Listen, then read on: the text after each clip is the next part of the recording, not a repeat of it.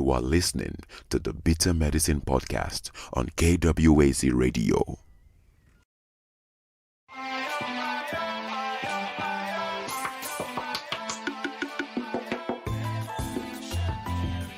Welcome to the Bitter Medicine Podcast, where it's all about Black empowerment.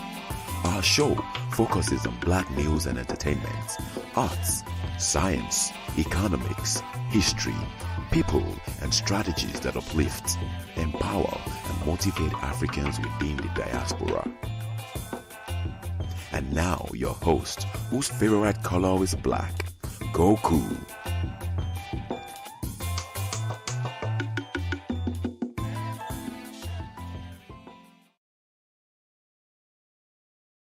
Yes, indeed. Welcome back to the Bitter Medicine Podcast. I am your host, Koku, as usual.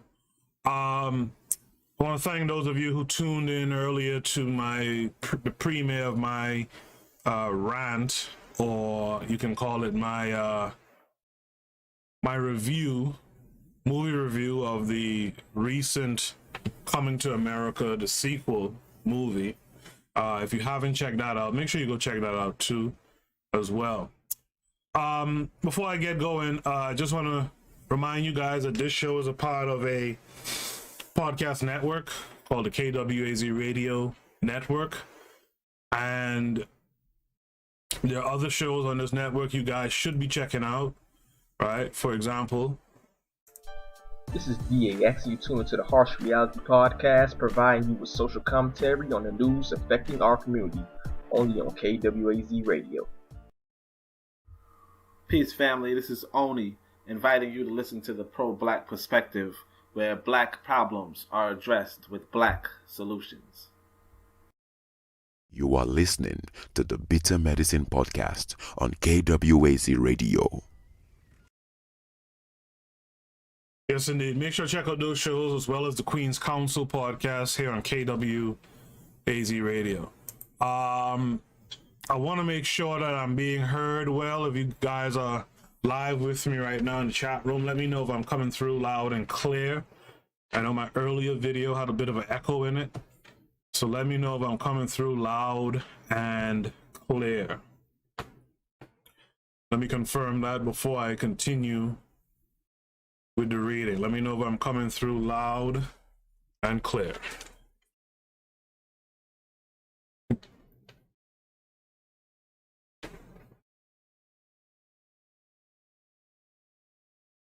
Can anyone confirm if I'm coming through loud and clear?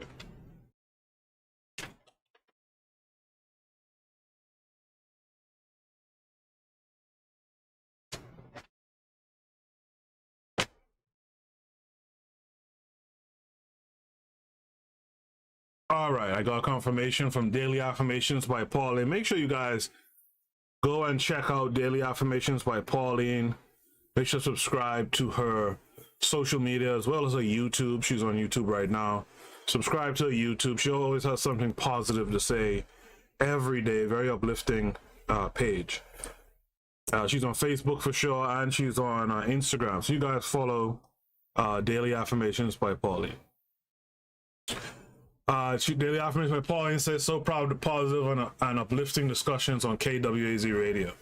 Thank you. I think I'll say thank you on behalf of everyone on the podcast network for doing a job well done. So tonight's paper is an older paper, but I thought it was an appropriate paper with the premiere of the Coming to America 2 movie. And it's called Uplift the Race, Coming to America, Do the Right Thing, and the Poetics and Politics of Othering, right? So I'm glad you guys are tuned in with me today. Let's get into this paper.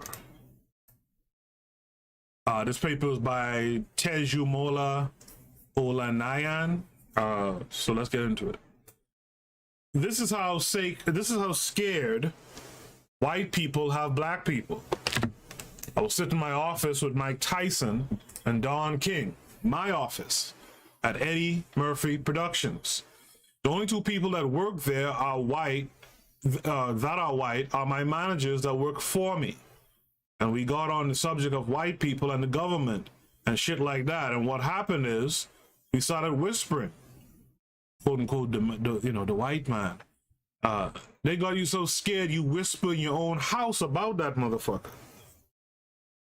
Now that's a hell of a thing. Me, Mike Tyson, and Don King sitting in my own office whispering about the white man. I said, yo, man, they have done such a thing on us that we whispering and he ain't even here. And that's just something that's in you naturally. What the fuck is up? That's Eddie Murphy during Eddie 36. The efficiency of power is constraining force have, in a sense, passed over to the other side, to the side of its surface of application. He who is subjected to a field of visibility and who knows it assumes responsibility for the constraints of power. He makes them play spontaneously upon himself. He inscribes it in himself, the power relation in which he simultaneously plays both roles. He becomes the principle of his own subjection. By this very fact, the external power may throw off its physical weight. It tends to the non-corporeal. And the more it approaches this limit, the more constant, profound, and permanent are its effects. It is a perpetual victory that avoids any physical confrontation and which is always decided in advance. That's Michael Foucault from Discipline, pages 202 to 203. Just give me a second. Let me set up some stuff here.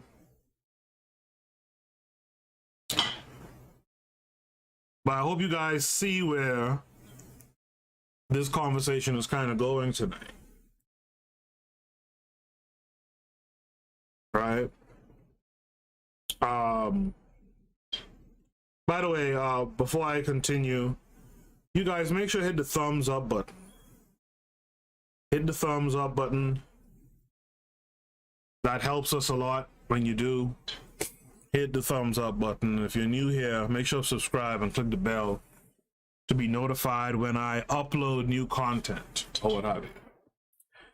The degree of reciprocal illumination in the two epigraphs above is so obvious as to need no explanation. In fact, any further attempt to gloss over the similarity would suppress the graphic agon of the correspondence. The first, Eddie Murphy, on the production of racialized black subjectivity, perilously approximates the second. Foucault, on the classic stage of subjection transformation into absolute self-subjection. The major subtext of Murphy's testimonial, which has had profound implications for black modes and foci of resistance to oppression, centers on the perception that class position has little or no effect on racial subjectification. If this realization explains in large measure the nearly exclusivist racial focus on the trope of race uplift, the dominant African-American response to racial subjugation since the American quote-unquote age of reaction, it is mute on why such a mode, race uplift, is favored in the first place. This silence calls for closer scrutiny, and I will return to it. The most active terrain of this mode remains the cultural, where it is manifested largely as a campaign against negative symbolic representations. In his interview with Spike Lee, Eddie Murphy expresses amazement and frustration at the negative reviews of Coming to America in 1988 on its release. He says it was his best film so far. Quote, when I did Coming to America, I felt that was a really good movie and I got bad criticism. It was like, well, what the fuck do they want me to do, you know?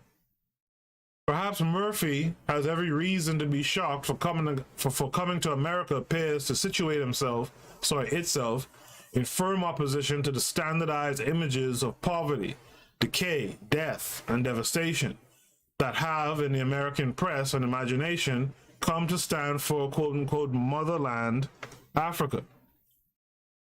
The Africans of coming to America are wealthy and live in great opulence. Quote, I am very black and I have a very black conscience, right? Thus, Murphy avows his commitment to uplifting the race through enabling representations. In the interview, Spike Lee claims a similar basic goal. The title of his production diary for School Days, we should note, is Uplift the Race. Further, his reputation as a politically engaged, quote-unquote, race man was well established by Do the Right Thing in 1989. I return then to the problematic mentioned above. Why is race uplift as the struggle over representation, privilege as a response to the landscape of vastly unequal power relations vividly sketched out by Murphy and Foucault? I proffer two tentative suggestions. First, there is the much talked about power of representation. Representations are social facts. They do not simply reflect existent given realities, but are active participants in the construction and understanding of such realities and the very category of quote-unquote reality itself. In effect, Ranabo, who that previous quote was for, Ranabo implies that the individual is not central to the often elaborate process of knowing. In addition, what he or she can know is shaped by representation that provides positions and invites interpellates the individual to locate him or herself in these as a subject capable of cognition and of consciousness of distinctions between the self and the non-self, the same and the different.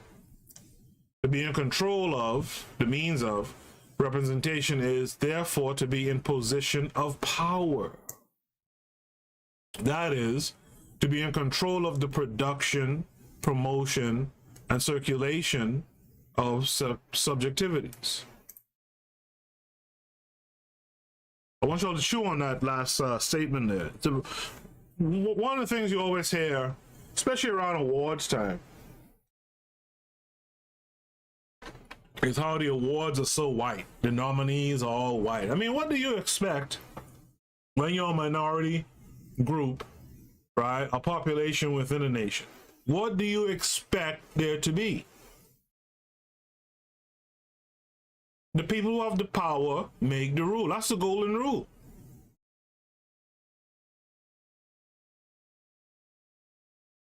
Instead, what's needed to be done, as we've talked about many, many times before, you got to build your own institutions, right?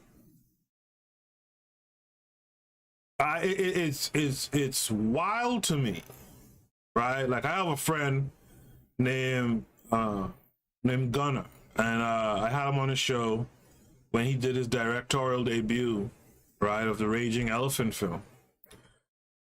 And it's wild to me, and by the way, we're seeing more people do their own films and whole TV series and stuff like that, but the problem is, right, the problem is we're not getting into the distribution game.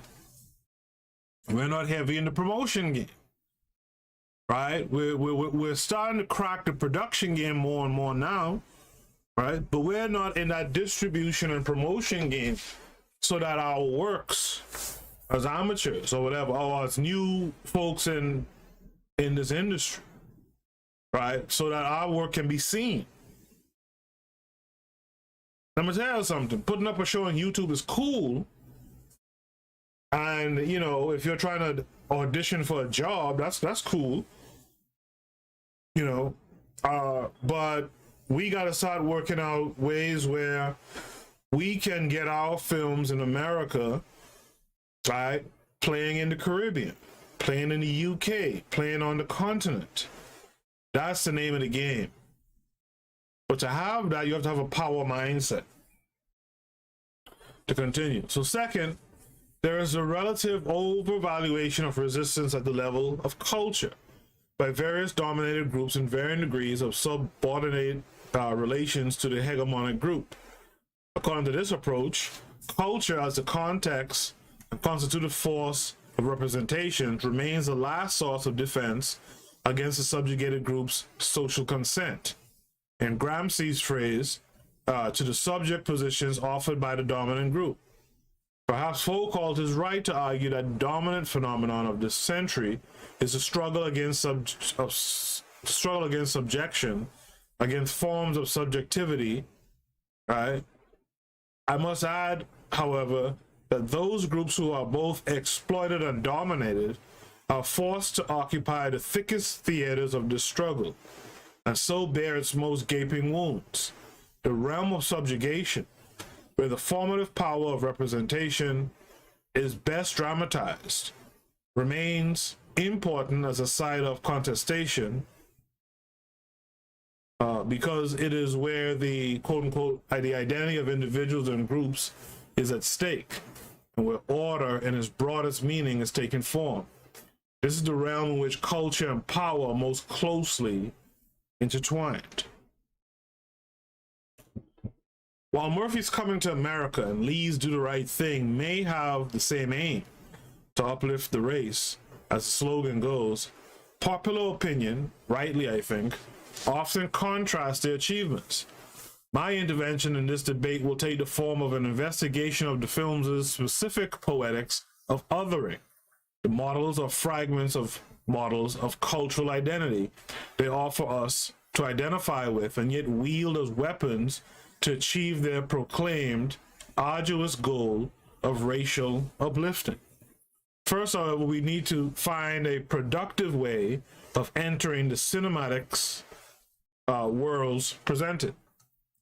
To a certain extent, every film demands that it be viewed in some way or some ways rather than others. It does so by a calculated selection and deployment of stylistic or thematic conventions, which, thanks to the weight of cultural tradition, simultaneously a liability and an asset, active appropriation along imitation lines, but only to a certain point, after which indeterminacy of appropriation rules. Conditions of reception are usually active and conflict-ridden, in spite of the famed mobilizing effects of the cinematographic apparatus.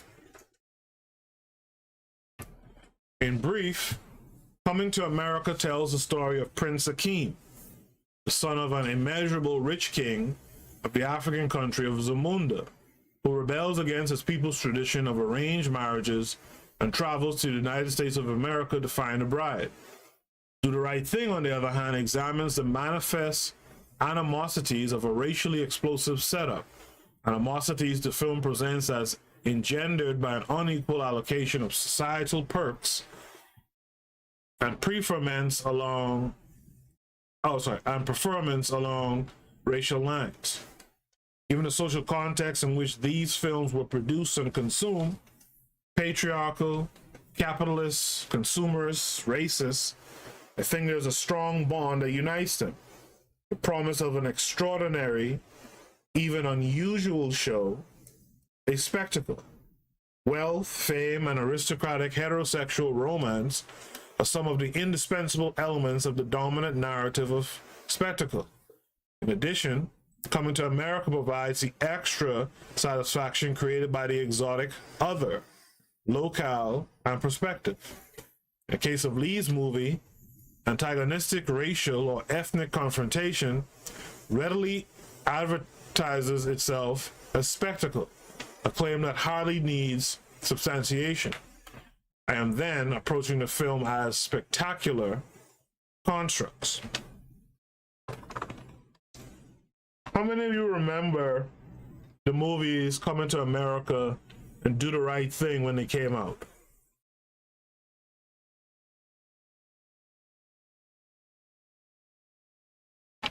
How many of you remember those films when they came out? When you look back on it, do you think about those films as carrying out this idea of othering? To continue, the title Coming to America presents us with a degree of ambiguity. It sounds very much like one of those circus show ads. Coming to Charlottesville, a reading that is indeed relevant to my interest in both the title's exhibitionist form and promise of exhibition. However, the ambiguity is even more fundamental. The title suggests a particular point of view, then this point of view has no space, no location in the film. An African prince from Zamunda travels to the United States in search of a bride, only to return later with her. Because the film generally assumes Akeem's point of view, his position could best be described as going to America. As long as the enunciative inscribed space is extra diegetic, it is a transcendental space. And the voice is that of the ruler of that space, God himself. But to be extra diegetic and transcendental is not to lack a specific nameable space. After all, Moses could not see or physically locate God while receiving the Decalogue. He knows his voice is located somewhere, as in heaven. Yeah, this is the kind of writing I typically don't like, but you know, it is what it is. Coming to America then is inscribed from a position in America. That is, Akeem, the rich African prince, is coming here to America to find a bride. And as long as the film shows no one in America with any calculated investment in Akeem's coming, America becomes an invisible space. Transcendental, the space of God. Ooh, what's this guy talking about? Perhaps the movie's transformation is accurate as the cliche in many parts of the world about America being God's own country. Ugh. However, the ambiguity persists. As the movie begins and credits come up, we see a high-angle long shot moving over a dense jungle toward a breathtaking white mansion, isolated deep in the forest, where we soon discover Akeem in all of his spectacular palatial splendor. Even as the screen says coming to America, my emphasis, the long shot is going deeper into the bush of Zamunda, Africa. It's interesting that the shot capturing all this is a long shot. The authoritative, well, perhaps authoritarian, vision of the omniscient eye of Big Brother. It is surprising then that the name for this kind of shot in filmmaking is the establishment, or the establishing shot. But where is this shot coming from? From whose point of view? Whose gaze? The gaze, I have argued, is that of the United States.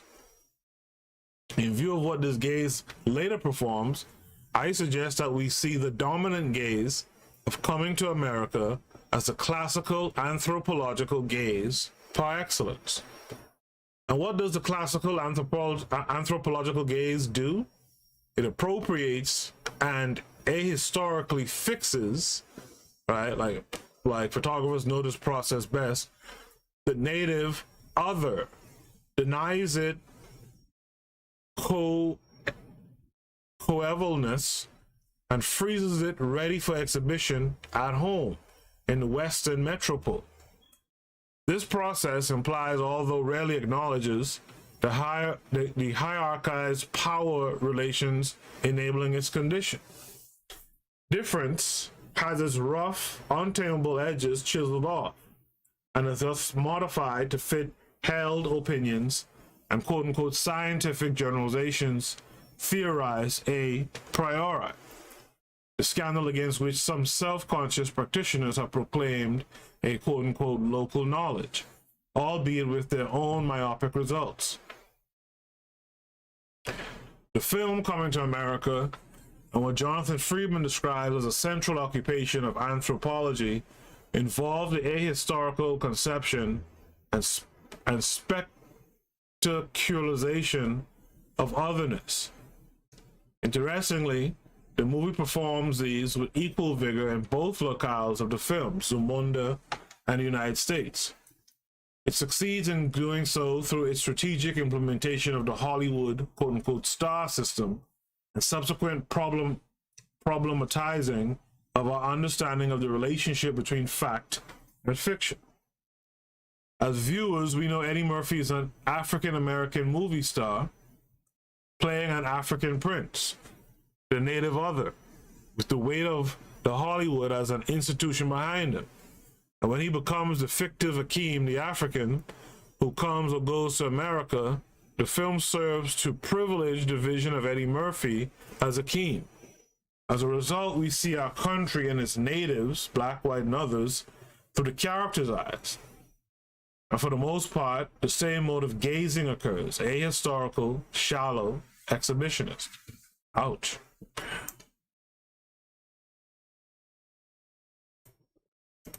Critical scrutiny of a few sequences of the film bears this out.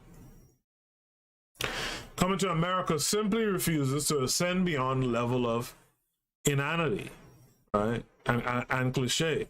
According to Hollywood history, the opening of the film in deep and perhaps tropical jungle, complete with roaming elephants and zebras, signals a familiar theme of the threatening other, usually the African. We need only recall Heart of Darkness, Tarzan of the Apes, King Solomon's Mines, Zulu, Out of Africa, even The Color Purple, and so on. However, there is a significant difference. Many of these films depict brute savages, primitives without culture, who possess only barbaric customs. And coming to America, though the African natives have a culture that is highly civilized, as defined by Hollywood's fantasy managers, the components of this civilization make a veritable paean to royalism. A mighty palace. Right, hold on. A mighty palace, a retinue of attendants, including musicians, a bevy of women to quench the most prurient royal thirst. Akeem in the bath pool with naked female attendants, for example, to be used and discarded like undergarments. Akeem does not mind that a woman was trained all her life to be a subservient, self-effacing wife to him. He only minds that she is not assertive. Okay, I mean, okay. And the richly plastered walls of mirrors, which is indeed fitting for the aristocratic occupants, live largely in their own imaginations. In essence, the narcissistic notion of a full and completely enjoyable life that money can buy prevails. But is there any difference between the two paradigmatic representations, that of the uncultured primitive and that of the capitalist savage? I mean, for you guys listening, and I see NY Beauties is in the house, greetings to you too. For you guys listening, is there a difference with these two paradigms, or these two different representations? The uncultured primitive and that of the capitalistic savage. I kind of get what the author is saying there, right? Are these not the familiar extremes framing the narrow space in which the native other has long been cast? Between the Hobbesian savage brute and the Rousseauan noble savage? The difference between the quote-unquote bad and the quote-unquote good nigger is the difference between 6.5 dozen, and the engine of their construction and discourse is fueled by equally ahistorical notions.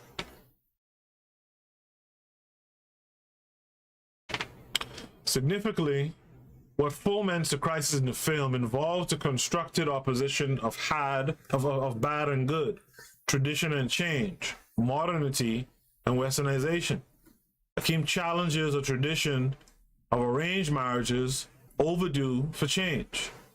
But since his culture appears incapable of autocritique or internally induced change, and is sustained only by the spectacle of wealth and mindless ostentation, the challenge can only be realized through the omnipotent force of America. You know, that's something to think about, because in the new film there is something similar too, right? And in a sense, and you know, I'm gonna drop some spoilers because I did a spoiler review earlier, but in a sense, it's Akeem's going to America that changed his mind and thus made him change the ways of his people when it comes to leadership and women in the role of leadership, etc. Right? Again, it was, you know, you could say it was because of America, right?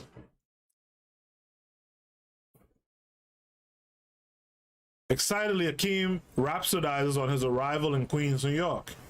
Here is real life, a thing we've been denied for far too long. There is a self-deprecating irony here that borrows from chauvinistic aspects of the discourse of American liberal democracy. The free ghetto, Queens, is more liberating than the opulent but stifling Sumunda Palace. And I think a lot of folks here, I think a lot of folks outside the continent pick up on that kind of thing and carry on that kind of thought. And that's the thing about propaganda. Like, it could be so subtle, right?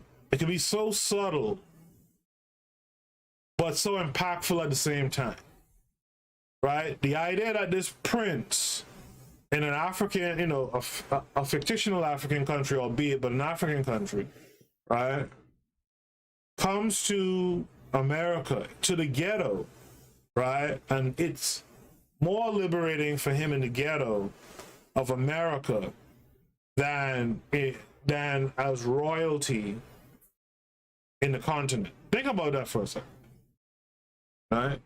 In the chat room, I see Daily Affirmations by Pauline says, an American friend saw this film and said, this is why I only date African men. They always have money. She never realized they work 2+ jobs, live in multi-family homes so that they could have money. You see, again, like, people are led by images. People are largely led by images. Back in the day when you had Sally Struthers from All in the Family, right? And she was doing those things for just 75 cents a day, you can feed a whole African family and all that. And they show these Africans, distended stomachs, etc., you know, looking bad out there. The rest of us outside of the continent felt like, damn, I'm glad I'm not one of them, right? Creating more othering. But I was watching a video this past week or so of a guy driving through some neighborhoods in some country in the continent, can't remember which right now.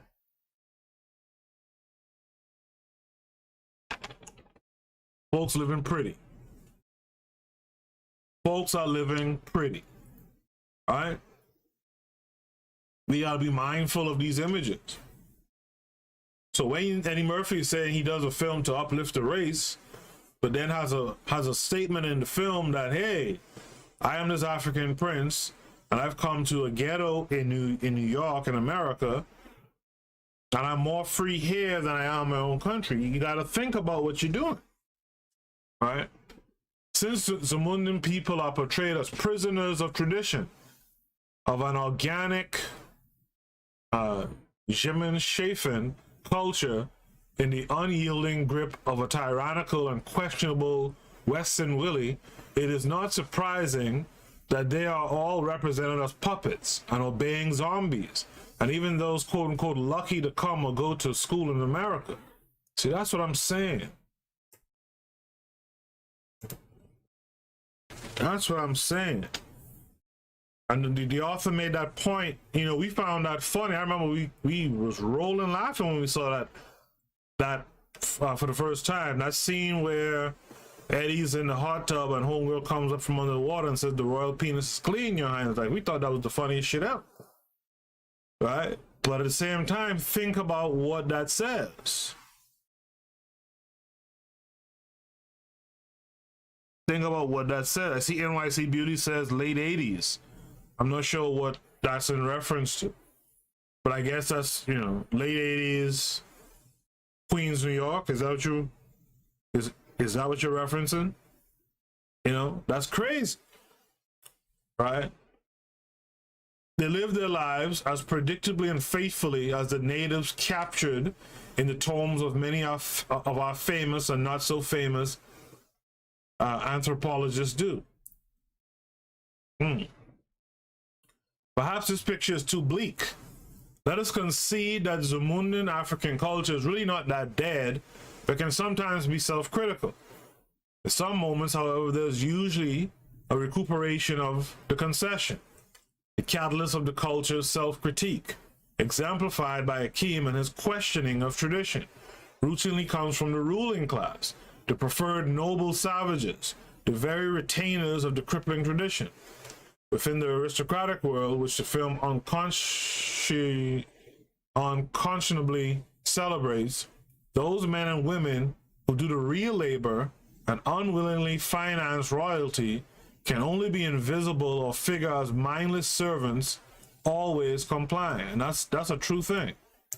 So for you writers and filmmakers coming up out there who are black, you got to keep these things in mind. You got to keep this stuff in mind. When you look at Zamunda, for example, most folks are in the background and they're just like drones, right?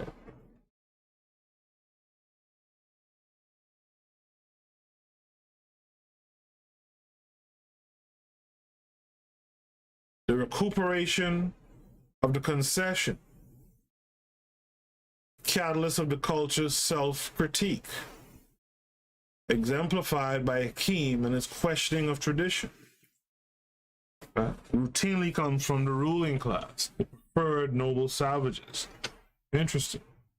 In addition, women figure as something else, the indispensable pivot of the plot and the spectacular gaze.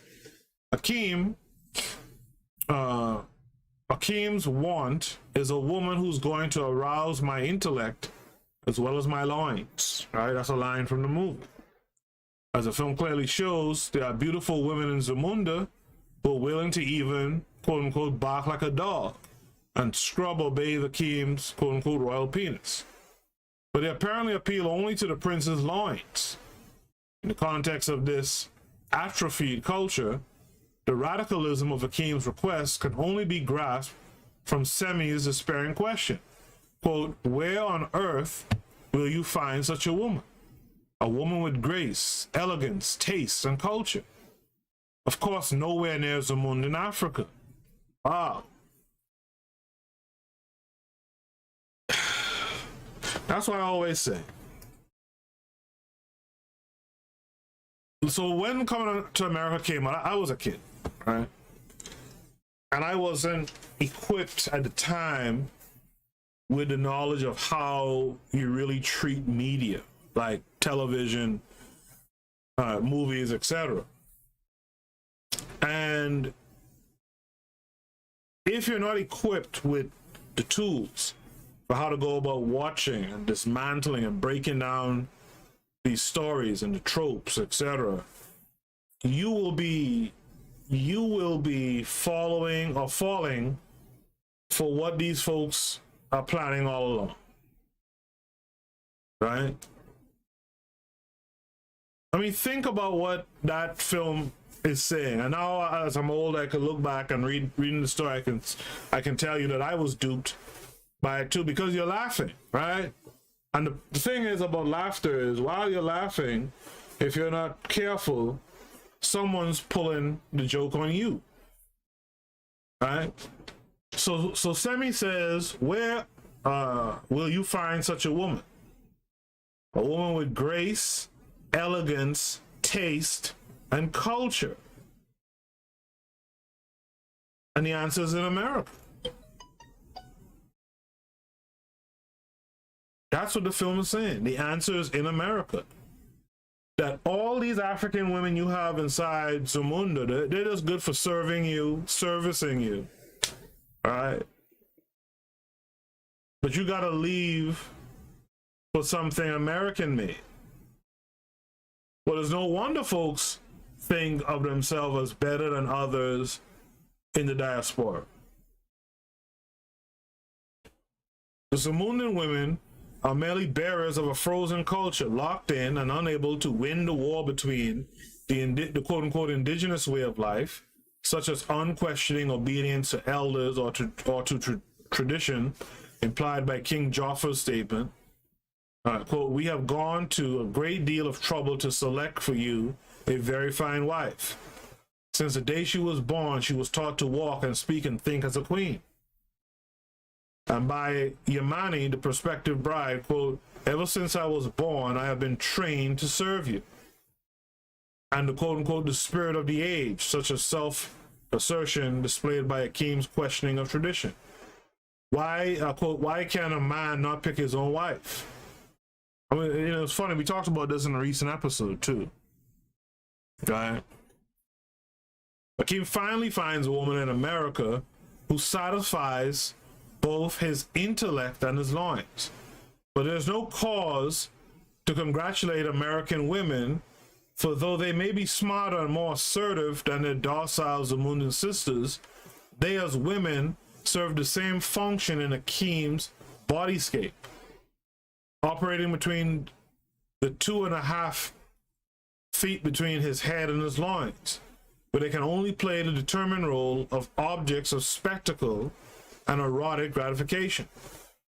From Yamani, the servile bride and the naked bathroom attendants in Zamunda, to the New York nightclub show of black women with a myriad of obsessions, and back to the wedding pageant in Zamunda at the end, what we have is not change, but rather more of the same.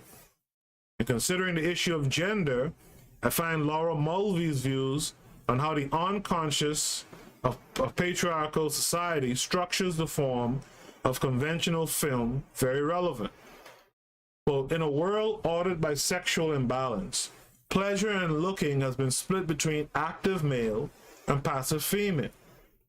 The determining male gaze projects its fantasy onto the female figure, which is styled accordingly. In their traditional exhibitionist role, women are simultaneously looked at and displayed, with their appearance coded for strong visual and erotic impact, so that they can be said to connote to be looked at-ness. Women displayed as sexual object is the lead motif of erotic spectacle, from pinups to striptease, from Ziegfeld to Busby, Berkeley. She holds the look and plays to and signifies male desire. Mainstream film neatly combines spectacle and narrative. In the chat room, I see Nikki Wren has made another appearance. Hey, Nikki Wren, nice to see you. Nikki Wren says, yep, that was and is the message. Yeah, this guy couldn't find no good woman in Africa. Kevin Care42 is here. Kevin Care42 says, looking back at the film, it seems to be like a feel-good film. After the movie is over, it's back to the status quo of racist society. All right? That's why I say, you know, if you've been here listening to me for a while now, you know I've talked about this in the past, that you got to understand how to watch film and understand how to and basically understand how to break down propaganda, right? Low key, if you were a 10-year-old watching the original Coming to America, you just kind of laughed past it, but you don't forget the scene. Do you notice that? Like, everyone remembers the royal penis is clean your hands. Like, you don't forget the scene, right?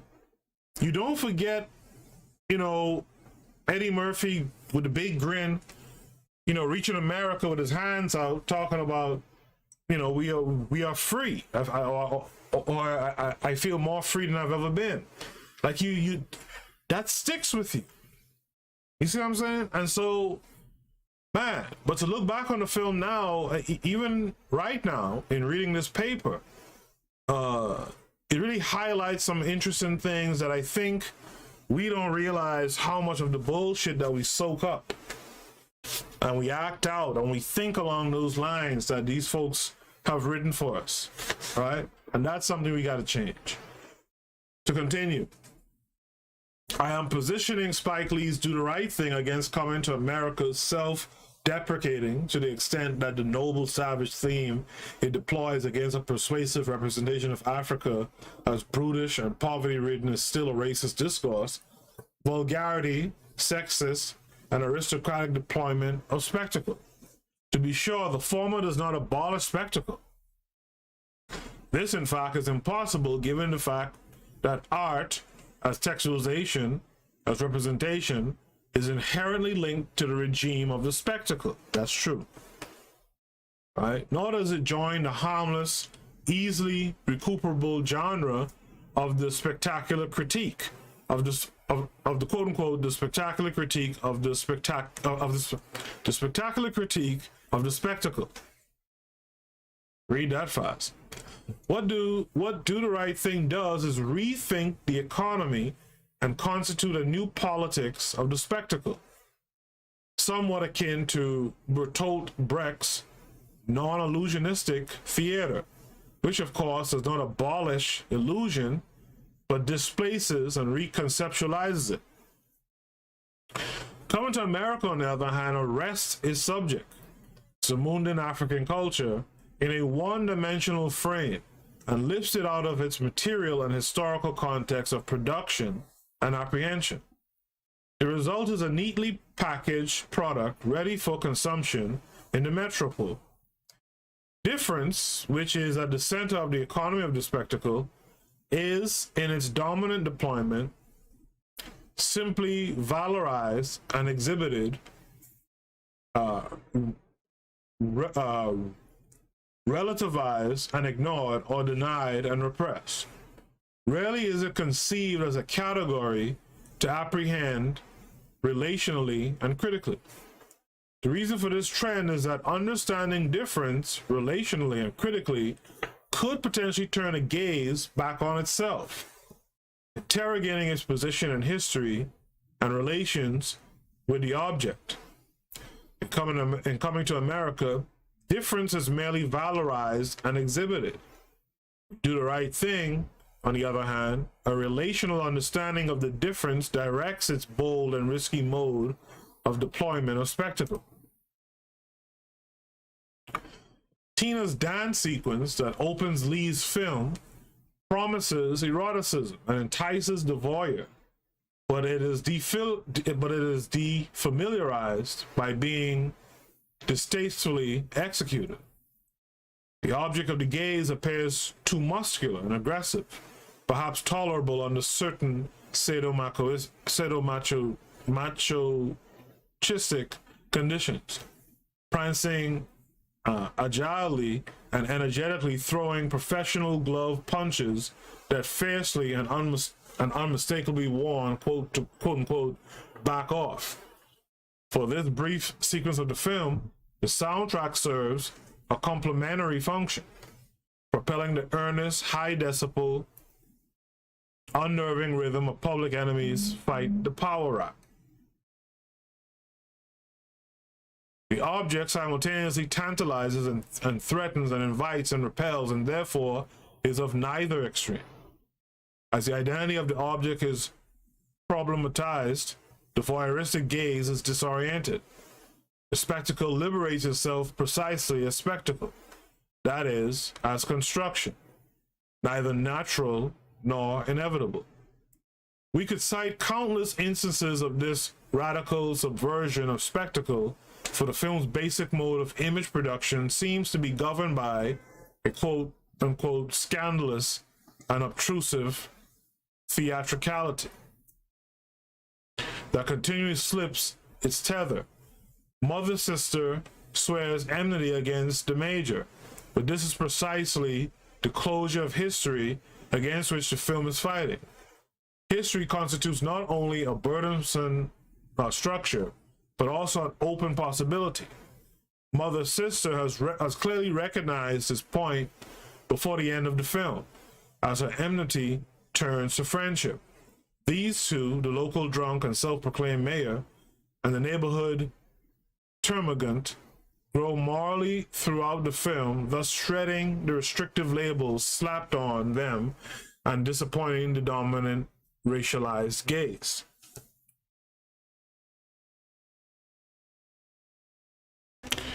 How many of you remember the film Do the Right Thing? Do you remember the characters I'm speaking of right now?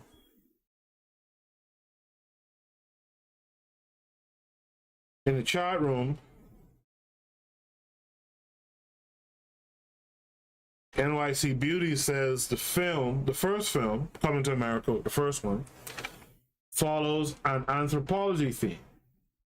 The themes you see in folklore: separation, leave for America; liminality, America; reintegration, God the wife marries her and become king.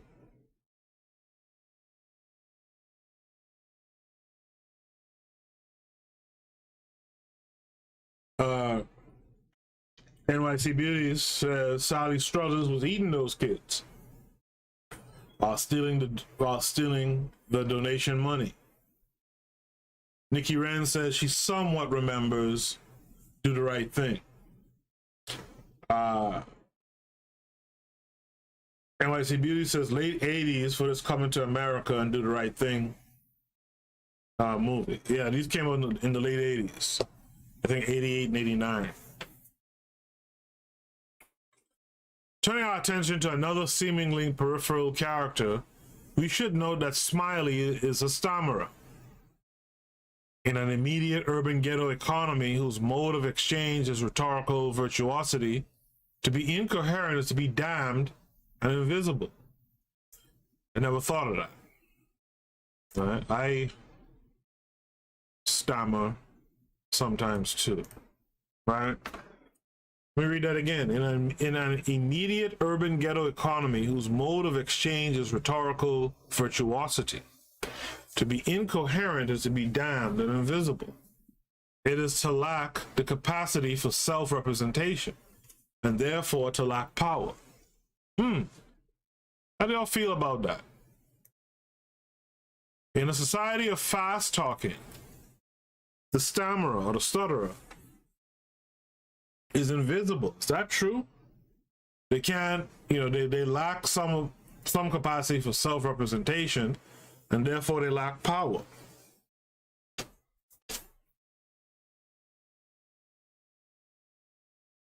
Yet the very first shot of Smiley we see, a very low angle with a cathedral as background, gives him a larger-than-life solidity, undercuts our obvious interpretation of his affliction, and tells us in clear terms to keep our objectifying do-good sympathies to ourselves. By the end, we cannot say we were not warned to take nothing for granted. The burning of Sal's pizzeria, one of the most discussed scenes of the film, turns out to be the handiwork of the stutterer Smiley. The ghetto, according to the film, is a realm of flux, not of unchanging eternal truth. Even the taciturn Radio Raheem, friend of few and enemy of most, simultaneously a product and a critique of an unrelenting commodity culture, reveals his proudly unapproachable self as a mask, one he deliberately dons in response to an exclusionary order that has shut the door firmly in his face. Witness his philosophy of the unceasing dialectic between love and hate, and his hope that the tragically blind dialect may be arrested more often within the topography of love. Even the obdurate parochialism of Pino cannot be attributed to genetics. He is exasperated that he has to repeatedly defend his racially Manichaean logic against assaults, even from those he expects to support his views, such as his brother Vito. As Vito appropriately censors him, quote, you don't know anything. You think you know, but you don't.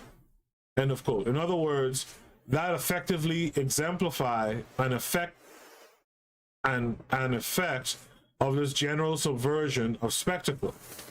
James Wall notes, quote, in Lee's hands, these characters emerge not as frightening stereotypes, but as fully developed, ambiguous individuals, as prone to error, and as capable of meritorious conduct as anyone. However, at moments, Do the Right Thing appears to forget the agenda it sets for itself. The amnesia is first signaled in Lee's insistence on a "the" with capital T in the film's title. Even if this is grammatically correct, philosophically, it is no more than a desire for the absolute. For harassed culture in search of liberatory options, nothing could be more self-defeating. I have used a humble, unassuming small t throughout this essay as a cog in the wheel of Lee's costly positivism.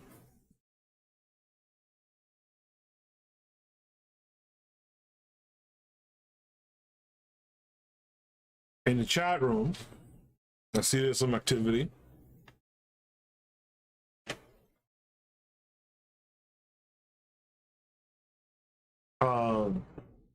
In the chat room, Kevin Care42 says, thinking about Akeem's American Bride, I think she is a proxy for American exceptionalism. Leave your country and get a better American-made woman. Yeah, absolutely. That's the idea. The idea is pushing anything American-made, right, is better than what you have in your country. And that plays into a lot of the mindsets that we see going on right now. Again, I have to mention them. Take a drink. ADOS and FBA. Right? Daily Affirmations by Pauline says, yes, I have noticed that overall stuttered are seen as less intelligent. Of course, this is untrue. Kevin Care42 says, Prince Akeem could have went to another African country or the Caribbean. Absolutely. And here's the thing. If you go from, let's say, Zamunda is a fictional place, but let's put it in East Africa, right? If you go from East Africa to West Africa, you still get the fish out of water story.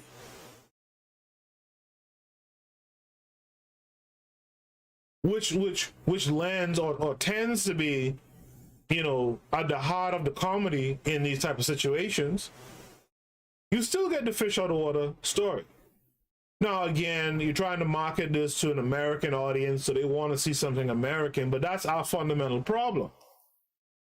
We're always worried about this American audience.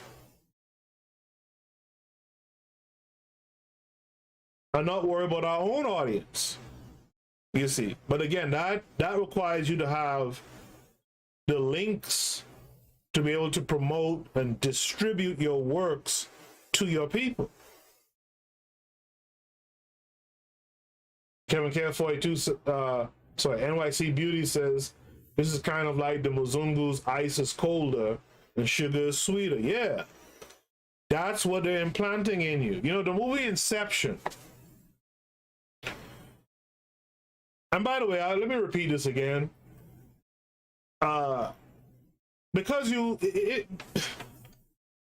could be as pro-black as you want to be. That doesn't mean that you can't get something from watching other people's films, right? Like we talked about last week, Only to say made the point that, hey, you could read a white book and get some knowledge from it. You could read The Art of War and get knowledge from it, right? It's the same thing with their films, right? You could watch a movie like Inception and get something out of it. There's a psychology that backs it, that you could implant ideas. Propaganda is based on the idea that you could implant ideas, and the younger you get the adherent, the more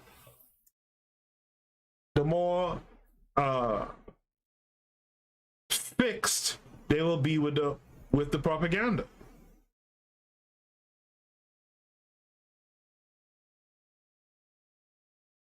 Daily Affirmation by Pauline says, Kevin, he was escaping from any woman who made him remember he was African. Ouch!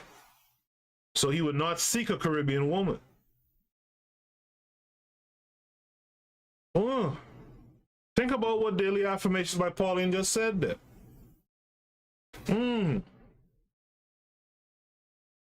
I you know, I'm not one to create divisions, but we got to be real. Even Africans from the continent say it, that, you know, Caribbean folks are culturally closer to them. And that's because, you know, the slavery that was endured in the Caribbean was so tough that folks had to embrace the culture more. In America, the blacks who were enslaved here and their lineage still only makes up about 13% of the population. So you're othered in this country just by your numbers. And the dominant society is the culture that you fit into. And so your culture looks a little different. It's a little bit more distant from your original culture, and that's just what it is. It doesn't make anyone else better or lesser than you, right? But this guy, Akeem, didn't want to go somewhere else. You know, he could have gone to any other country in Africa.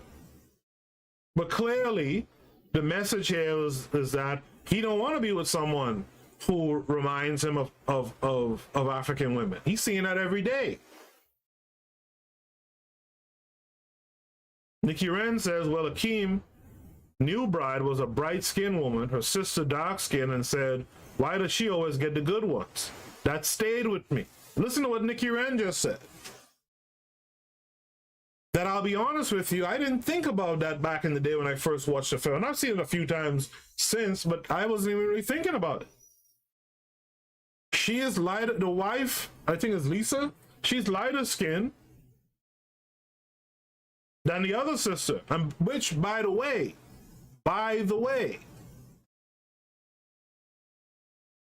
the little sister is nowhere to be found in the sequel movie.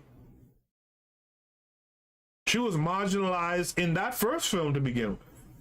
We don't see her at all. They don't mention her at all in this next film. But Nikki Wren tells you that stayed with her. The idea that the light-skinned one always, you know, it's claimed that she always got the quote-unquote good ones.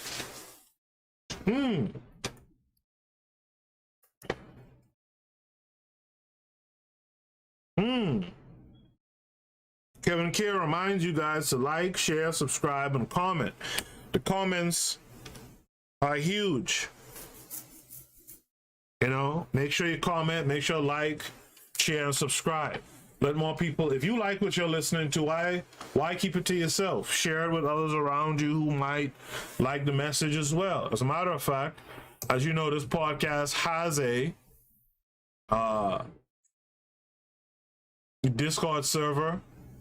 The Discord server is designed to work on African-centered curriculum. I've kind of been slacking from it recently because I've been back out to work.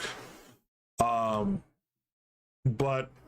we will be doing the work. It is coming, right? And I'm gonna post the link in the chat room so that you guys could hop on and join the Discord.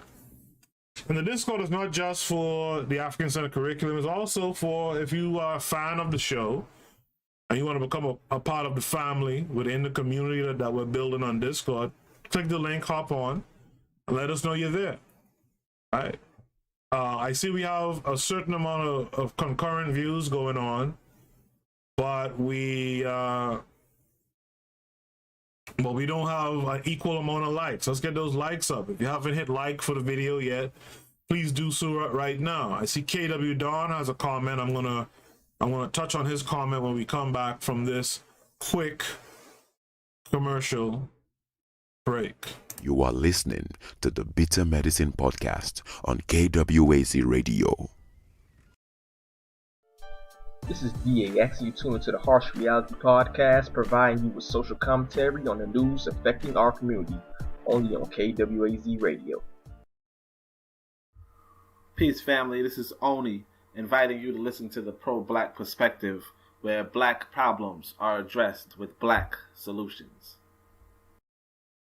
You are listening to the Bitter Medicine Podcast on KWAZ Radio. Yes, indeed. And also check out the Queen's Council podcast as well. Okay, so KW Don, I don't know why my thing isn't updating. KW Don 7 had a comment before I went to the commercial break. He says the actress who barked like a dog, I think her name is something Calloway, right? Who barked like a dog, said she wasn't cast as the lead actress due to her complexion. I didn't know that. Thanks for that little nugget of information, right? And she coming to America was 33 years ago. She's a good actress. She's been steady in Hollywood for all these years, right? But she wasn't cast in the role because she wasn't light enough. You got to keep these things in mind, right? We have to keep these things in mind. Let me continue the paper. The film's main action is precipitated by the cultural nationalists bugging out, who insist that Sal, the pizzeria owner, add some pictures of black heroes to those on his wall of fame. If bugging out is an unstoppable force, Sal is an immovable object. But the truly disturbing issue here is the hero worship that unites the two quote-unquote enemies. Smiley, we should remember, hawks pictures of Martin Luther King Jr. and Malcolm X throughout the film. Quote, "We want some brothers up on the wall," bugging out roars. Malcolm X, Nelson Mandela, Michael Jordan, he continues.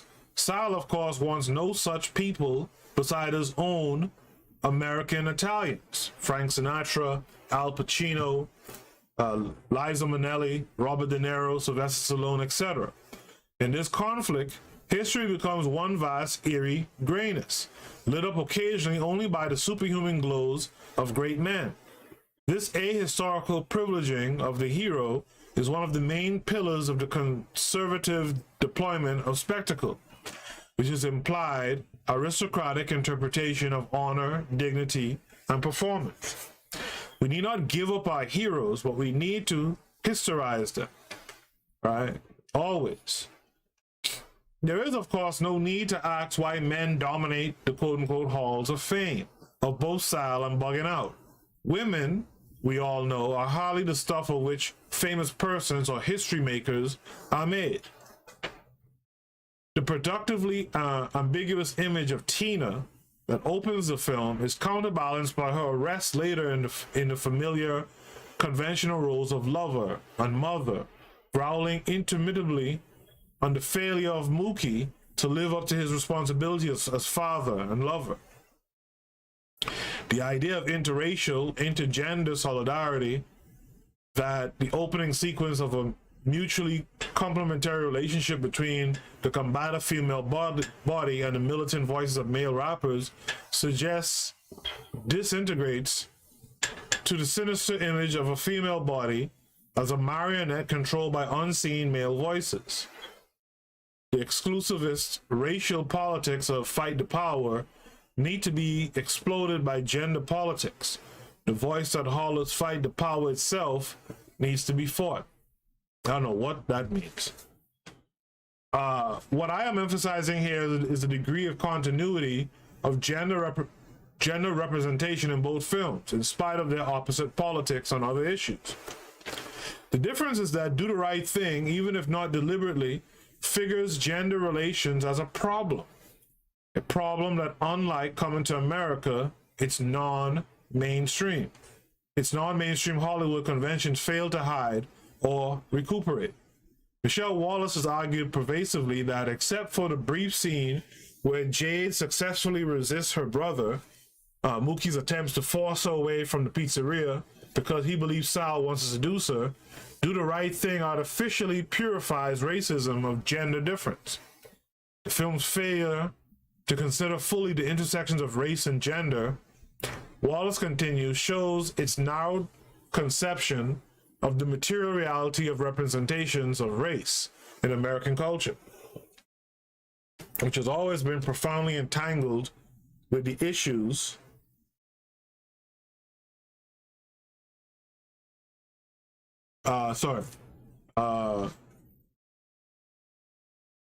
with the issues of gender, sexuality, and the female body. Evidently, Lee's film is not one of solutions, but of explorations of the very conditions of possibility of solutions.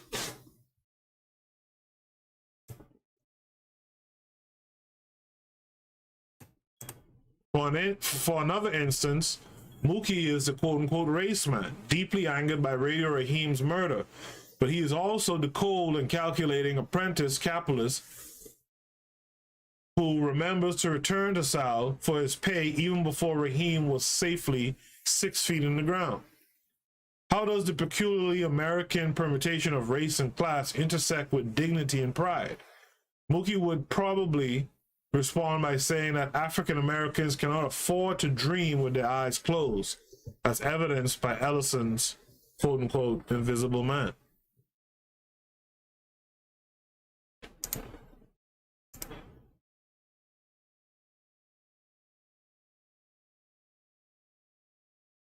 KW Dunn 7 in the chat room clarifies and says that's her feeling, referring to his previous comment that the actress who barked like a dog in Coming to America said she wasn't cast as the lead actress due to her complexion. He's saying that's her feelings, not stated fact. Well, here's the thing, KW Dunn, to be honest, and this is what really bothers me about folks.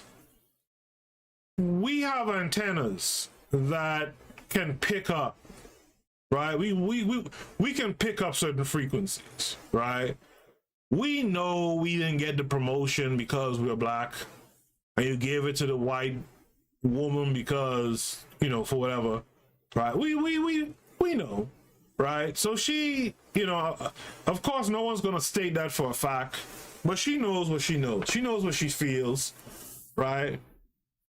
I mean, I'm not knocking anyone, but look at her career since Coming to America, and look at the lighter skinned lady who played the wife, right? Look at their careers, and I think it'll tell you who was better at their craft, right? Daily affirmation by Pauline says, "Truth, it is self-hate." Nikki Rand says it's an unspoken fact. Right. It's an unspoken fact. Before I continue, I want to thank all you guys who are here with me tonight. There's a good number of you in the room who are not speaking. There's someone who's here and gone and coming back and forth all the time. One or two of you are like that, but that's fine. I appreciate all of you who take the time to come out tonight and check out the reading of this paper. Kevin Care 42 says African or melanated women are the most beautiful in the world. Prove me wrong. All right, you guys have your mission. Prove Kevin Care wrong. Kevin Care 42 wrong if you feel differently, I guess. As tendencies towards two recognizably different propositions of cultural identity are evident in the two films, I have borrowed from the vocabulary of religion to label these sacred and secular. The sacred or divine notion of cultural identity understands culture, the entire system of signifying practices whereby a people produce, reproduce, and conceptualize themselves, their world, and the relations among these, and relations between these practices and other peoples as an unchanging essence. It is conceived as a totality that is complete, self-sufficient, and protected from other cultures by an impenetrable curtain. As an organic entity whose constitutive elements appear glued together by necessary laws, culture becomes essentially becomes essentially univocal and homogeneous. Identity is sacred and inviolable. Inviolable, quote unquote, boundary to be maintained rather than a nexus of relations and transactions actively engaging a subject. This superstitious model of cultural identity and difference denies culture any autosuggestion or self-critique. Hegemony is umbral, and change can only occur with outside influence. Tradition is not an invention, a process of selection and rejection, but an essence that is trans-historical.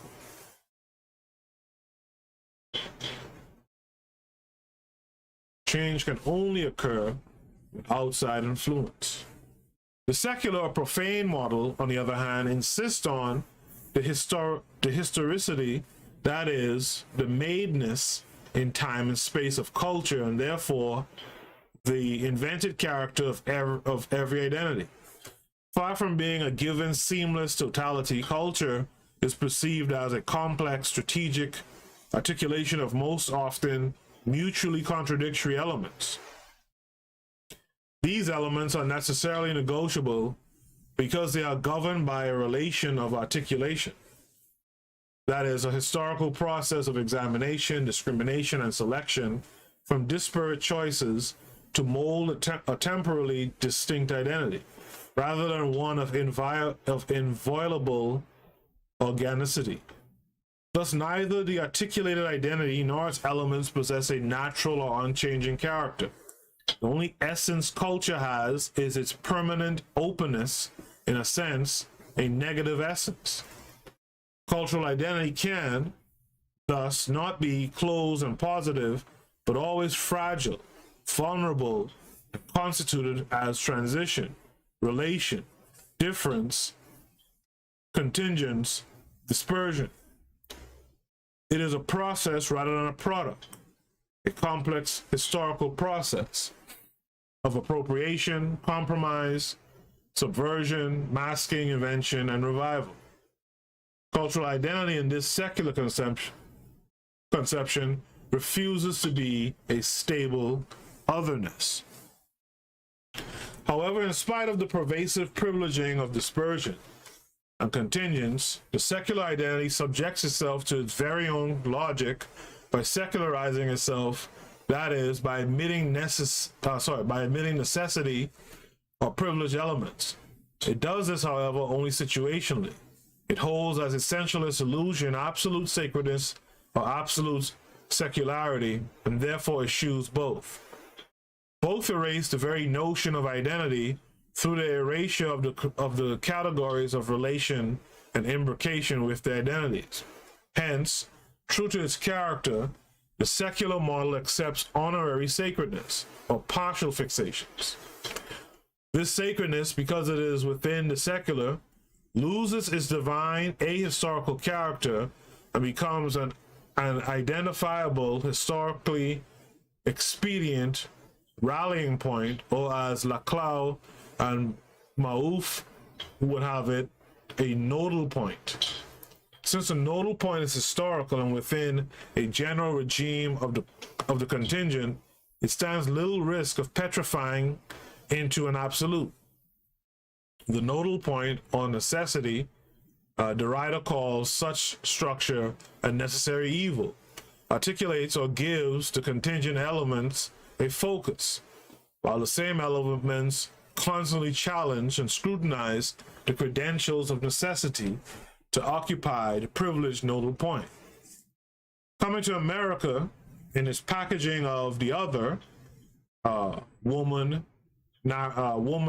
native, the lowly on the rungs of the social ladder, as passive objects of spectacle, its presentation of an other culture as doxic and fixed, and its unabashed celebration of a patriarchal and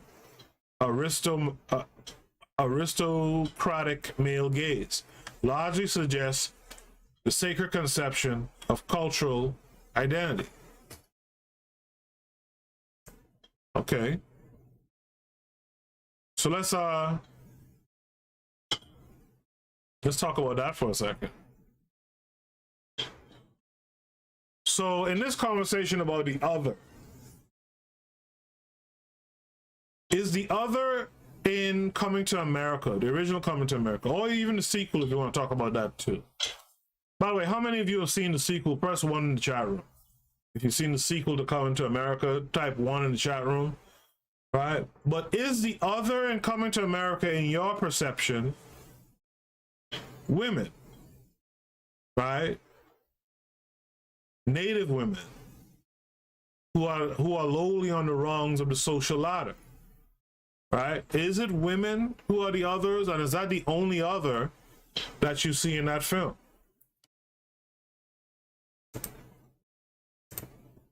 Because to me, the other is also Africans from the continent, period. Am I alone in that? Am I alone in that thought? I see that Nikki Wren has seen the film.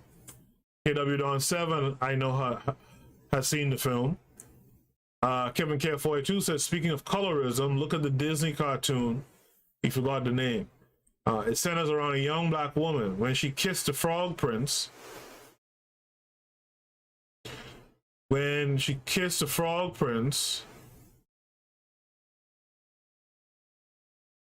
it was a light, bright, damn near white man. Mickey Rand says yes. And then she says, I don't even know how to pronounce that. Becais. What does that mean, Nikki Rand? I'm not sure. Is that the name of the show that Kevin K42 is talking about? Kevin K42 also says, look at the Cinderella movie with Brandy. I think the prince was an Asian. Yeah, he was non-black for sure.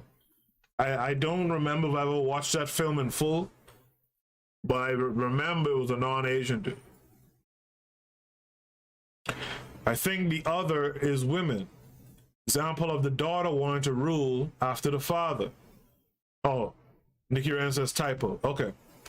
I think the other is women. Example of the daughter wanting to rule after the father. So you think even in the new film Coming to America 2, you think the other is also women? I could definitely see in the new Coming to America film, the other is definitely women, although I think there was some intentions of making the son the other, but in reality that fell flat. Right? You know, making the black Americans the other, but that really didn't work out as far as I'm concerned. You guys could check out my rant about it that I did earlier today, right? And you could check it out. You know, you could let me know in the comments if you agree with my rant or if you don't agree with my rant. To continue, is sumptuous use of the long shot designed to achieve expansive communicativeness and denotative clarity proposes a foreclosure of thinking by urging the spectator to construct a totally univocal and coherent world of the story. Its deployment of the ideologically dominant Harlequinade plot locates it firmly in the long tradition of the well-made play, popular romance, and the popular romance, the quote-unquote and they lived happily ever after world of serenity, disturbance, struggle, resolution, serenity. Can you guys think of any other film that has that trope in it? The serenity, disturbance, struggle, resolution, serenity film? Right? Like one film that comes to mind is like Apocalypto has almost that trope, but even Apocalypto ends with more savages coming. right? So the serenity is not long lived. But how many films you know have that trope?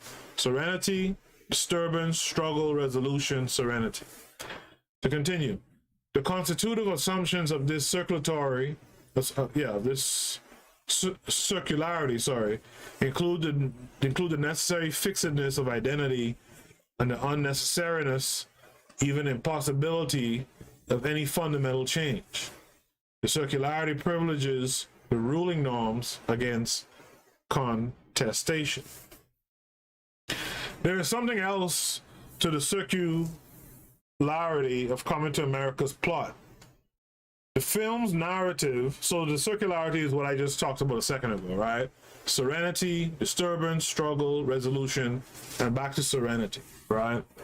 The film's narrative is rigorously motivated and reactive. One action necessarily follows another. A glance is followed by a reciprocal one, as evidenced in the scene in which the king and Akeem dance a choreographed sequence prior to the entry of the Zamundan bride. Further, even while in America, the Zamunda theme music soundtrack, introduced from the very opening scene, unfailingly follows the Zamunda royal crowd. The film's focus on royalty justifies so much pomp and pageantry, and so on. Tidy, neat. Everything is in its place. Kristen Thompson has adroitly revealed the politics of this rigorous motivation as the absorption of the viewer in a completely naturalized narrative structure, thereby identifying the narrative, a told story, not as arbitrary, which it really is, since a told story could always be told differently, but as inevitable. Thus, criticism or revisioning is thereby precluded, effectively resulting in the process Carter G. Woodson once called miseducation. Nice tie-in. Nice tie-in. Kevin K in the chat room says, without our women, melanated black queens, we as black kings are nothing. Screw the propaganda. But see, and what Kevin K said absolutely is true, right? But there's levels to this propaganda thing, right? Prince Akeem in the original Coming to America, and even the son in this new one, still shows up on a black woman. But the idea was that,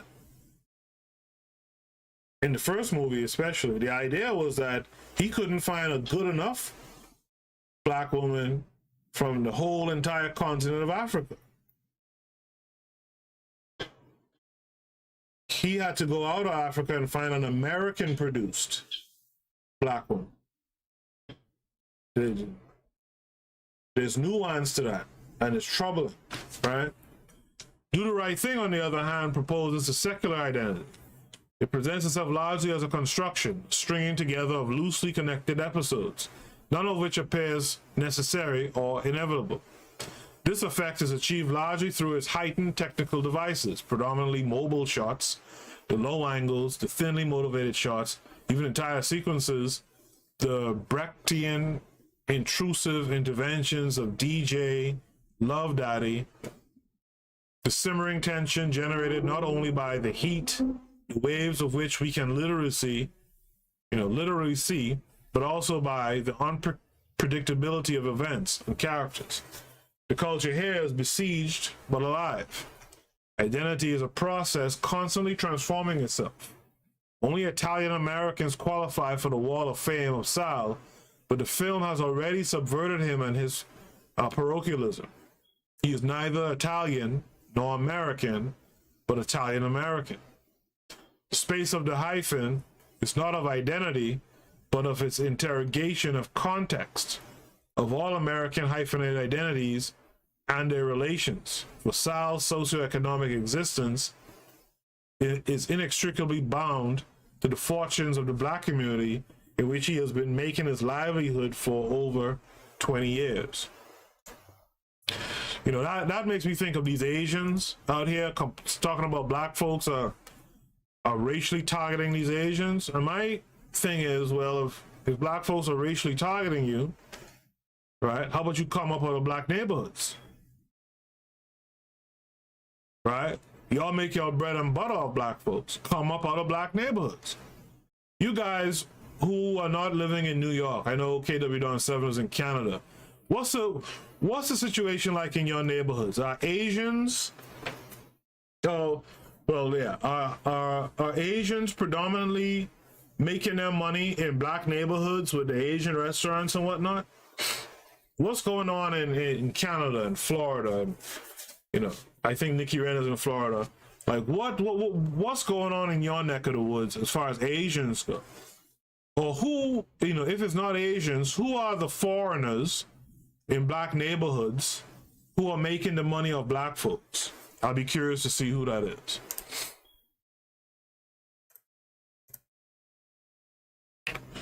Bugging out, sharing Sal's essentialist notion of identity, hollers what the hell a white Clifton is doing in my block, my neighborhood, black neighborhood.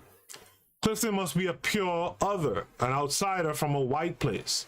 Still fuming in righteous anger over his soiled sneakers, Bugging Out confidently takes solace in his fantasies and asks when Clifton would disappear back to his Massachusetts. He's thoroughly deflated when Clifton coolly announces he was born in Brooklyn. Yet the deflation is not permanent, since the vulgar relations between race and class, in which whiteness equals upper class and access to property, that catalyze Bugging Out's ideological excess is recorded in this scene. Clifton, white, owns a property on the block. Next rung down on the social racial ladder is the Korean owner of the neighborhood grocery store. And then blacks, who occupy the lowest rung. Thus, while Bugging Out may be condemned, his cause must be contextualized. The film envisions articulation not only as the ruling characteristic of a lived culture, but also as a mobilizing strategy. Bugging Out attempts to mobilize the residents to boycott Sal, but as he is told everywhere, his issue and his immediate premises are shallow. But another and evidently more important issue later crops up, the murder of Radio Raheem by the police. The residents practically restructure and articulate their differences and present a working, united front against a perceived common enemy. Thus, when the Korean grocer shouts, I'm black, me, you, the same, why'd I read it like that? The ramifications of which appear hazy to both himself and his auditors, he is expressing a profound truth, a secular, articulatory practice as a condition of the liberation of dominated groups. Bullshit. Here's a quote. One fictitious history on the basis of a political reality that makes it true. One fiction's history on the basis of a political reality that makes it true. One fiction's a politics not yet in existence on the basis of historical truth, by Michael Foucault in The Subject.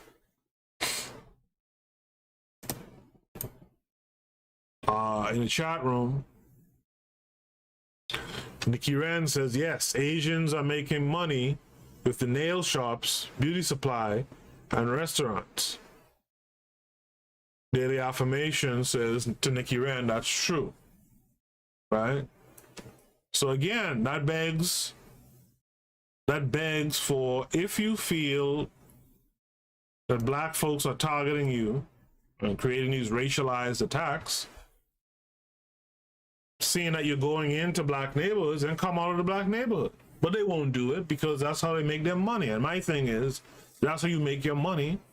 I'm not saying you're supposed to sit down and take it, but the fact of the matter is, it's not happening. Black folks ain't busting your ass and then going to order fried rice. That's just not happening. They're not busting your ass and then going to ask for their nails to get done. In fact, evidence shows that black folks are getting their ass bust by these people who they give their money to. Anyway, the National Association for the Advancement of Colored People, NAACP, the well-known institutional representative and national custodian of the project of Race Uplift, organizes annual image awards during which artists who distinguish themselves through their work in uplifting the race are recognized with trophies and eloquent citations. A lot of my discussion of both coming to America and do the right thing, it is paradoxical then that Eddie Murphy and Spike Lee have won, without much discriminating judgment, awards for their efforts in both films. One way to think through this paradox is to examine the NAACP's theory of representation, as evidenced implicitly by their practices. Particularly problematic for a dominant people and potentially problematizing in relations with the dominant group, effective and successful symbolic representation requires close attention to breadth and depth. For the dominated, issues of breadth involve access to resources in abundance and variety of representations, while those of depth emphasize evaluation and discursive discernment. I wish to investigate this distinction further in the following questions. A is 1, the dominant group representing itself, or is it 2, the dominant group representing the dominated? B, how is, number 1, the dominated group representing itself, or 2, the dominant group representing the dominated? In the earlier days of the NAACP's militant opposition of negative representations for its long and valiant struggle against the birth of a nation, see Archer, page 183 to 224, the problems it faced remain relatively clear-cut and mainly A2 and B2. The quantity and quality of images of blacks produced by whites. Blacks then had little to no access to means of theatrical or cinematic self-representation, and thus the NAACP focused its efforts on the critical examination of representations of blacks spawned by the dominant white culture, with the latter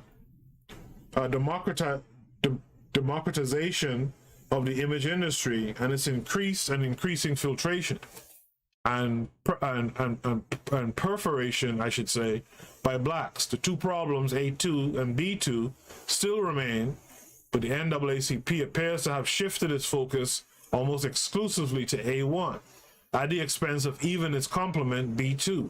In other words, the NAACP has become concerned more with the breadth of quantity of black representation than their quality of depth, or depth.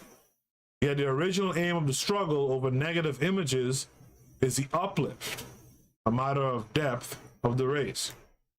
So that was a whole long way of simply saying, basically what has happened, and we all can see this, folks are just happy to be seen.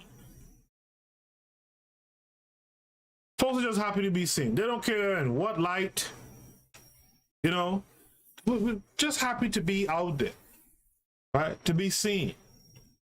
And therein lies a huge problem.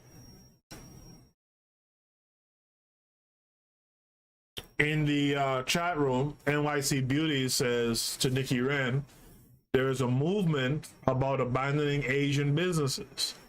They want to pull the propaganda that black people are attacking them. Nikki Wren says, exactly, get out.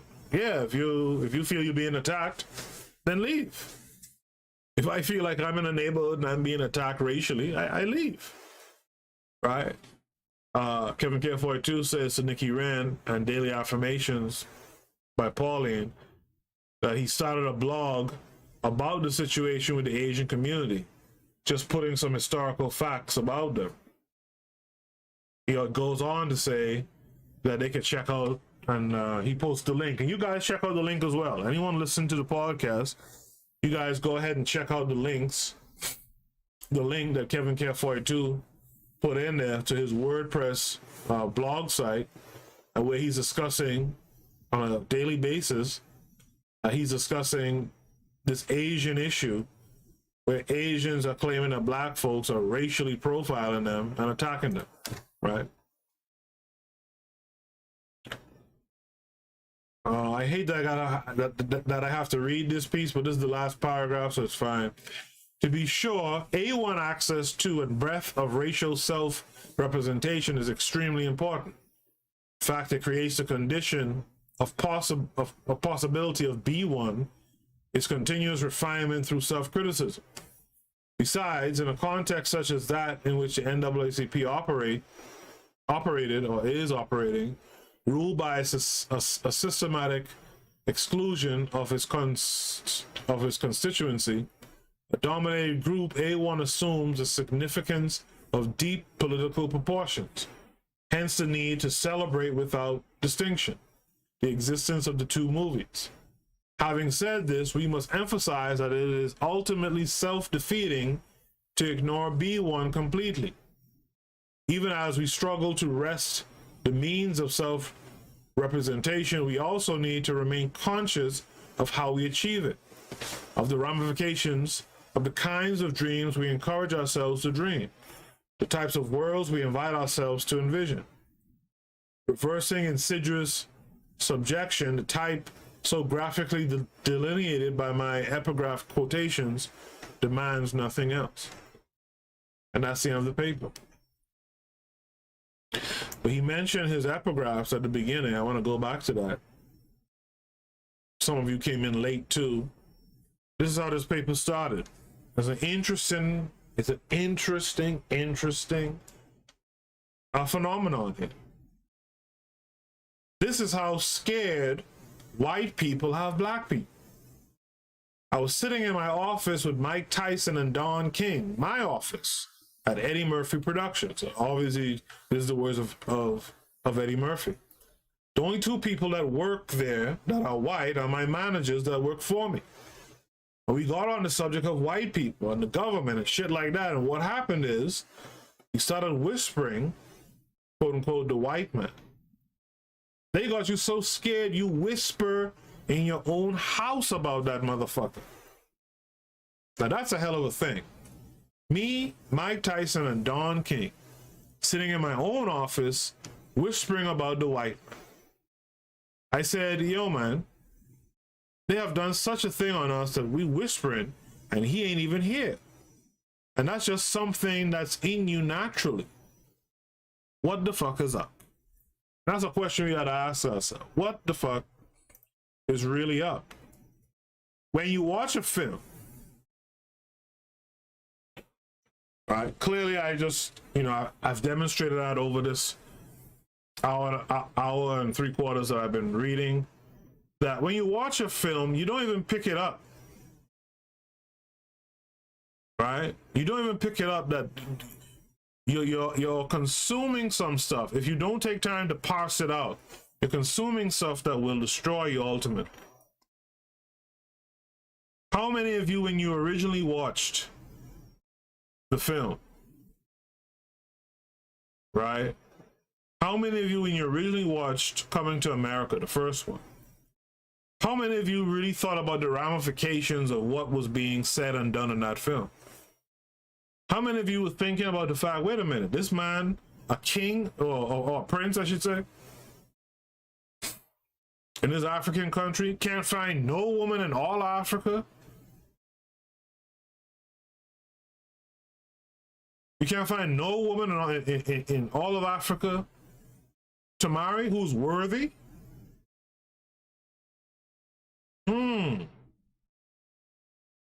You leave Africa, you come to America, you enter into a ghetto, and it's the most freeing experience you've ever had, and you live in decadence as a prince in Africa?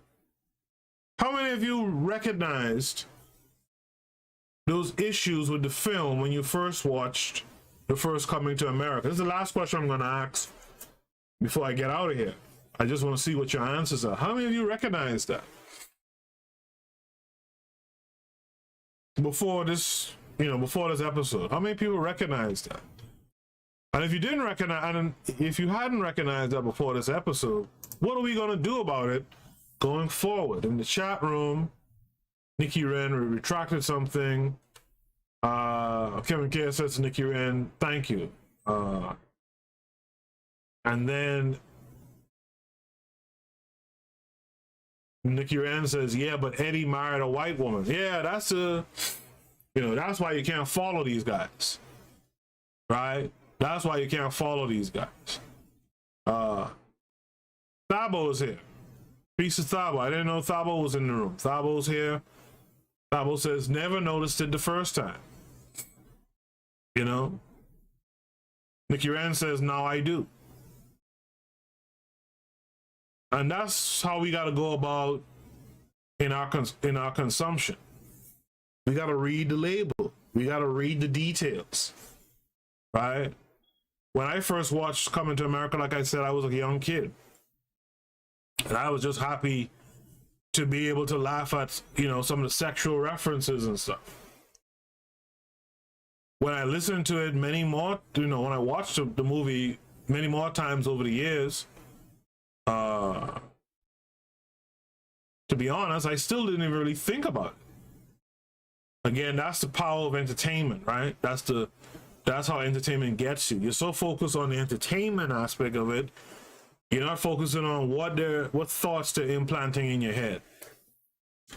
Anyway, guys, I want to thank you guys for coming out tonight and hanging with me.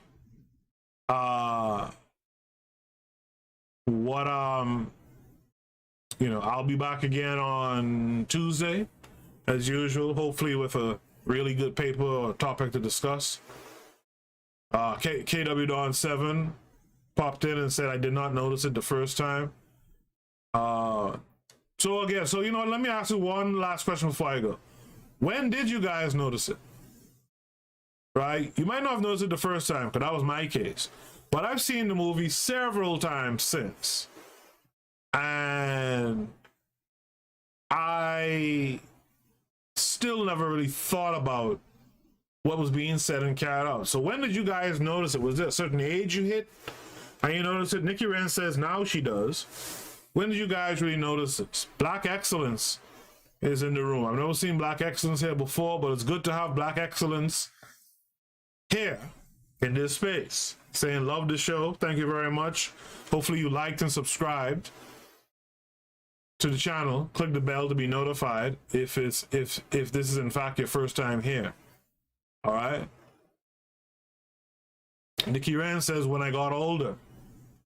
All right. What about KW Dawn 7 and Kevin Care et al? NYC Beauty says I noticed when I became an adult. Right. It's cool that you guys noticed that. I haven't seen the film in the last decade or so, but for a while there, like my 20s, I watched it a few times well, and I didn't really think about the implication, but it's interesting. Anyway, I don't see any more comments. I'll just say, hey, guys, I appreciate you being here. As I said before, I'll be back on Tuesday of next week. Black Excellence says adulthood. Thank you. I'll be back on next week Tuesday, hopefully with a great paper, or a great article or concept for us to talk about, or maybe some great African stories. I haven't done some stories in a while. Nor have I done Proverbs in a while too. So, Kevin Care says when he got older. Okay, so most people picked it up when they got older. That's good. So anyway, guys, I want to thank you again for being here tonight. We're going to call that an episode. Make sure like, share, subscribe, all that good stuff. It helps the channel, and I'll see you guys on Tuesday. Peace.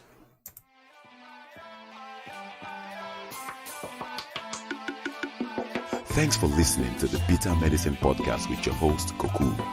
If you like what you just heard, we hope you pass along our web address, bittermedicineblogs.com, to your friends and colleagues, and share our show to all your social media. Be sure to check out our archive section on our website for previous podcasts. This has been a KWAZ radio production. Join us next time for another session of the Bitter Medicine Podcast. Follow us on Facebook at Bitter Medicine Show, Twitter, Bitter Meds, Tumblr, Bitter Meds, Instagram, Bitter Medicine.